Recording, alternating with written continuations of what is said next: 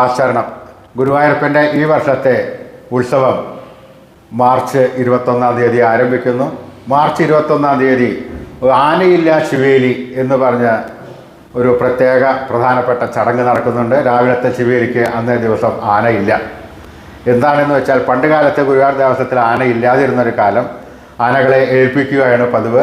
ആന വരാതിരിക്കുകയും ആ ഭഗവാന്റെ ശിവേലി മുടങ്ങുകയും ആനയില്ലാതെ ഇരിക്കുകയും അങ്ങനെ ആന ഇല്ലാത്ത ശിവേലിയായി അത് കൊണ്ടാടുകയും ചെയ്യുന്നു. ഈ ആനയില്ലാത്ത ശിവേലി കാരണം ഭഗവാന്റെ ഉത്സവം മുടങ്ങുമോ എന്ന് ഇരിക്കുന്ന സമയത്താണ് മതിലകം എന്ന് പറയുന്ന സ്ഥലത്ത് എഴുന്നള്ളിപ്പിനായി ആനയെ കെട്ടിയിരുന്നു.